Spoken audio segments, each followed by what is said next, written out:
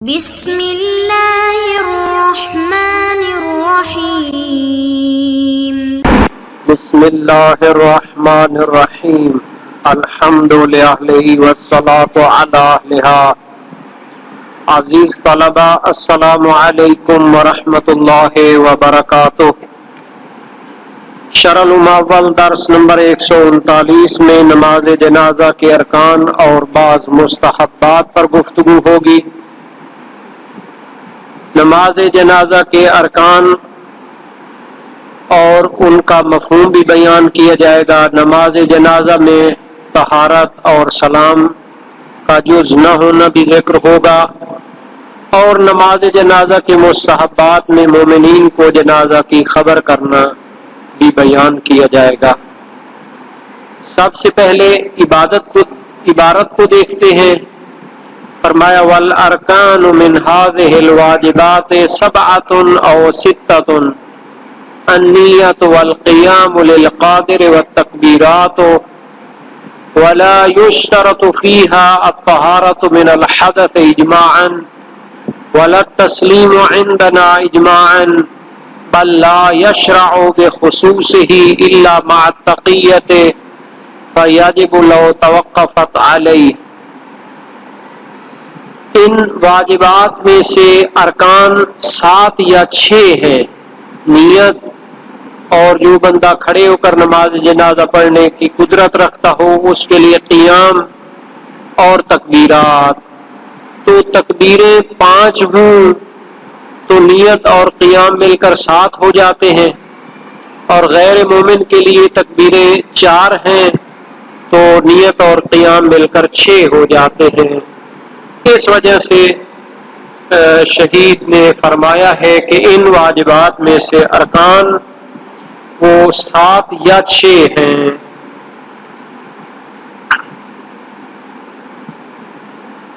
وَلَا يُشْتَرَطُ فِيهَا الطَّهَارَةُ مِنَ الْحَدَثِ اِجْمَاعًا، فرماتے ہیں کہ نماز جنازہ میں حدث سے طہارت شرط نہیں ہے اجماعاً۔ تمام علماء کا اتفاق ہے کہ وضو یا غسل کرنا اس کے لیے شرط نہیں ہے۔ حدث یعنی باطنی جو ناپاکی ہے اس کو ختم کرنے کے لیے وضو اور غسل کر کے طہارت کرنا یہ تو شرط نہیں ہے۔ وَلَا التَّسْلِيمُ عِندَنَا اِجْمَاعًا، اور ہمارے نزدیک یعنی شیعہ کے نزدیک سلام کرنا بھی نماز جنازہ کا حصہ نہیں ہے کہ آخر میں السلام علیکم ورحمۃ اللہ وبرکاتہ یا اس طرح کا کوئی سلام پھیرا جائے، یہ بھی نہیں ہوتا اجماعاً، یعنی تمام علماء شیعہ کا اتفاق ہے۔ بل لا یشرع بخصوصہ، بلکہ یہ شریعت کا حصہ بھی نہیں ہے اور جائز بھی نہیں ہے۔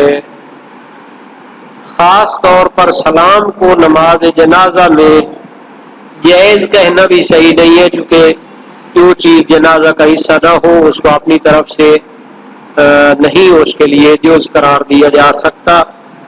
الا مع التقیۃ، مگر اضطراری حالات ہوں، مجبوری کی حالت ہو تو پھر وہ پڑھا جا سکتا ہے۔ فَيَجِبُ لَوْ تَوَقَّفَتْ عَلَيْهِ، تقیہ، اضطراری حالات اور جان بخشی اگر اسی پر موقوف ہو تو پھر واجب ہو جاتا ہے سلام پھیرنا۔ عامہ سلام کو واجب قرار دیتے ہیں، پس تقیہ کی وجہ سے مستحب ہو سکتا ہے، لیکن اگر تقیہ موقوف ہو سلام کے اوپر تو پھر واجب ہو جائے گا۔ تو یہ تھا جناب علی واجبات اور ارکان کا تذکرہ جو نماز جنازہ کے لیے ہیں۔ اب ہم آتے ہیں کہ نماز جنازہ کے مستحبات میں سے بعض کو ذکر کریں۔ وَيُسْتَحَبُّ إِعْلَامُ الْمُؤْمِنِينَ بِهِ أَيْ بِمَوْتِهِ، مستحب ہے مومنین کو اس کی موت کی خبر دینا، اعلان کرنا مستحب ہے۔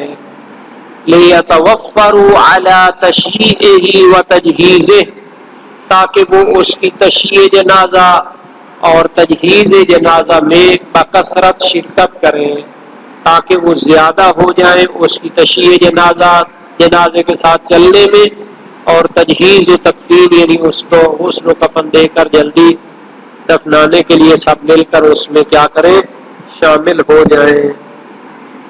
فَيُكْتَبُ لَهُمُ الْأَجْرُ وَلَهُ الْمَغْفِرَةُ بِدُعَائِهِمْ، تو جو مومنین اس کے جنازے میں شریک ہوں گے ان کے لیے اجر اور ثواب لکھا جائے گا، وَلَهُ الْمَغْفِرَةُ بِدُعَائِهِمْ، اور مرنے والے کے لیے مغفرت ہوگی،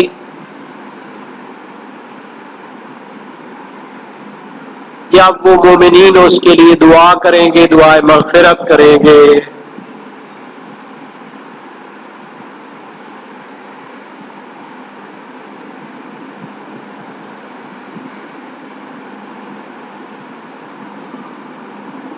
وَلْيُجْمَعْ فِيهِ بَيْنَ وَظِيفَتَيِ التَّعْجِيلِ وَالْإِعْلَامِ، شہید ثانی فرماتے ہیں کہ ایک طرف تو مستحب ہے کہ جلدی سے اس کو تجہیز و تکفین کر کے دفن کر دیا جائے، اور ایک طرف ہم کہہ رہے ہیں کہ مومنین کو اعلان کرنا چاہیے، ان کو جمع ہونے دینا چاہیے، تو جمع کیا جائے فیہ اس استحباب میں بین وظیفتي التعجیل والاعلام، یعنی جلدی تجہیز و تکفین کرنے کے وظیفہ اور مومنین کو اعلان کرنے کے وظیفہ میں جمع کیا جائے۔ فَيُعْلَمْ مِنْهُمْ مَنْ لَا يُنَافِي التَّعْجِيلَ عُرْفًا، تو ان مومنین میں سے ان کو اعلان کیا جائے جن کا جمع ہونا عرف کے لحاظ سے اس کی جلدی تجہیز و تکفین کے منافی نہ ہو، یعنی جو قریب والے لوگ ہیں جلدی اس کی تجہیز و تکفین اور جنازے میں شریک ہو سکتے ہیں، ان کو بیان کر دے اور ان کا انتظار بھی کرے، لیکن اگر بہت دور ہوں تو پھر ان کو اعلان کر کے جنازے کو مؤخر کرنا یہ صحیح نہیں ہوگا، چونکہ اس صورت میں جلدی تجہیز و تکفین والا جو وظیفہ تھا اس میں خلل پیدا ہوتا ہے۔ وَلَوْ اسْتَلْزَمَ الْمُثْلَةَ حَرُمَ، لیکن اگر اتنا انتظار کیا جائے کہ وہ مسلح ہو جائے اور جنازے کی شکل و صورت خراب ہونے لگے، حرما، تو پھر انتظار کرنا حرام ہوگا۔ یہ نہایت ہی اہم ہوتا ہے کہ شریعت کے مستحبات اور احکام وغیرہ کو آپس میں جمع کر لیا جائے۔ اب ایک طرف ان کو اعلان کرنا اور ان کو بیان کرنا کہ فلاں بندہ فوت ہو گیا اس کے جنازے میں شریک ہوں، لیکن ان کو بیان کرنا اور ان کا انتظار کرنا مستحب ہوگا جو جلدی شریک ہو سکتے ہیں، تو ان کو بیان کیا جائے جو جن کا بیان کرنا اور حاضر ہونا جلدی تجہیز و تکفین کے مخالف نہ ہو۔ پس جو لوگ دور ہوں اور ان کے انتظار کی وجہ سے کافی دیر ہو جاتی ہو تو پھر ان کا انتظار نہیں کرنا چاہیے، لیکن اگر کوئی اتنا زیادہ انتظار کرتا ہے کہ اس سے مسلح ہونا، لاش کا خراب ہونا لازم آتا ہے، حرما، تو پھر انتظار کیا ہوگا؟ حرام ہوگا۔ وَمَشْيُ الْمُشَيِّعِ خَلْفَهُ أَوْ إِلَىٰ أَحَدِ جَانِبَيْهِ، اور جو بندہ جنازے میں شریک ہوتا ہے، مشیع جنازے میں شریک ہوتا ہے، جنازے کے ساتھ چلتا ہے، پیدل چلتا ہے، تو اس کو اس کے پیچھے چلنا چاہیے، او الی احد جانبیہ، یا اس کے ایک سائڈ پہ چلنا چاہیے، وَيُكْرَهُ أَن يَتَقَدَّمَهُ لِغَيْرِ تَقِيَّةٍ، اور بغیر امر مجبوری اور اضطراری کے اس جنازے کے آگے نہیں چلنا چاہیے، بغیر تقیہ اور اضطرار کے جنازے کے آگے چلنا یہ مکروہ ہوتا ہے، اور تکیے کی صورت میں مکروہ نہیں ہوتا، چونکہ وہ لوگ جنازے کے آگے چلنے کو جو ہے نا جی قرار دیتے ہیں، تو پھر ان کی وجہ سے اگر کوئی اضطرار یا مجبوری ہو تو پھر مکروہ بھی نہیں ہوگا۔ اب ہم آتے ہیں ان امور کی دلیلوں کی طرف کہ جو ہم نے یہاں پر بحث کی ہے۔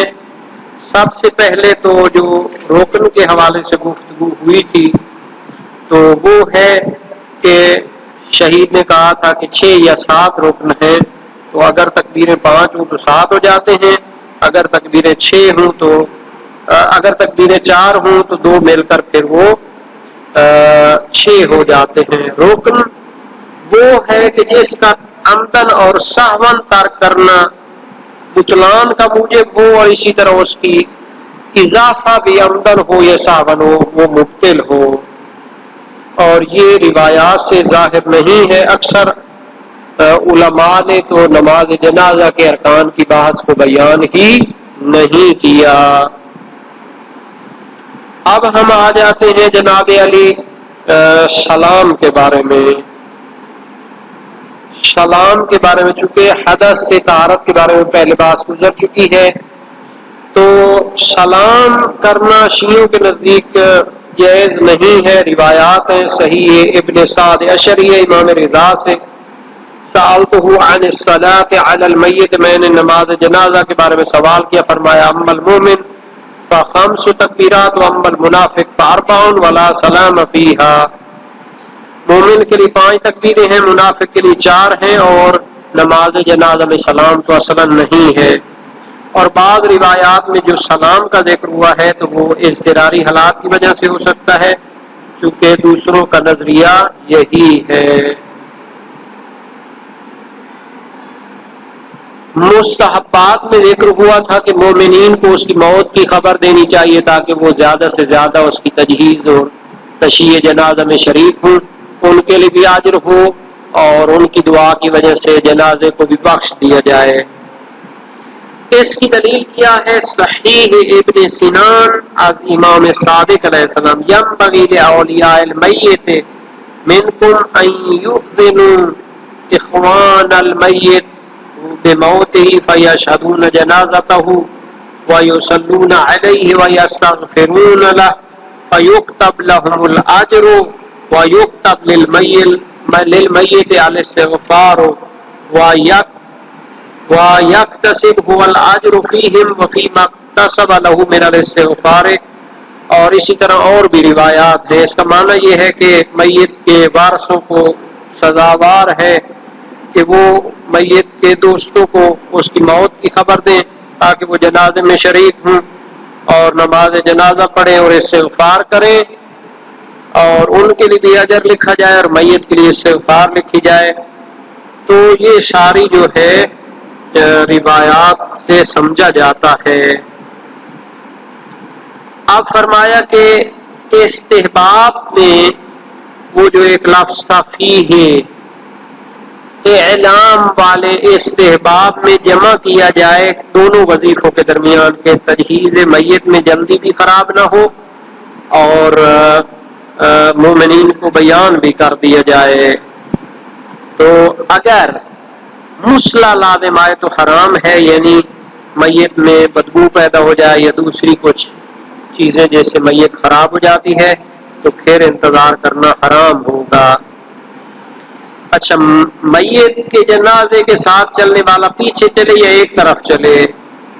تو بہرحال جنازے کے ساتھ چلنا تو مستحب ہے، اور میت کے جنازے کی تشییع میں سوار ہو کر چلنا جو ہے نا مکروہ ہے، کیونکہ روایت میں ہے کہ نبی اکرم کے اصحاب میں سے ایک انصاری فوت ہوا، نبی اکرم اس کے جنازے میں پیدل تھے، تو بعض اصحاب نے کہا الا ترکب یا رسول اللہ، اے رسول خدا آپ سوار ہو جائیں، فرمایا انی اکرہ ان ارکب والملائکۃ یمشون، میں مکروہ اور ناپسند سمجھتا ہوں کہ سوار ہوں جبکہ ملائکہ پیدل چل رہے ہیں۔ تو مشی جو ہے چلنا جو ہے جنازے کے پیچھے ہونا چاہیے، کیونکہ اسحاق بن عمار کی روایت ہے المشی خلف الجنازۃ افضل من من المشی بین یدیہا کہ اس کے سامنے چلنے سے بہتر ہے کہ اس کے پیچھے چلیں. اور سکونی کی روایت ہے امام صادق علیہ السلام سے، آپ نے اپنے والد اور ابا و اجداد کے واسطے سے امام علی سے روایت کی، اور آپ نے نبی اکرم سے سنا فرمایا اتبعوا الجنازہ ولا تتبعکم الجنازہ خالفوا اہل الکتاب، تم جنازے کے پیچھے چلو اور جنازہ تمہارے پیچھے نہ چلے، اس طرح اہل کتاب کی مخالفت کرو. تو یہ روایات ہیں جو جنازے کی تشییع کو بھی فضیلت بیان کرتی ہیں اور چلنے کا طریقہ بھی سکھاتی ہیں.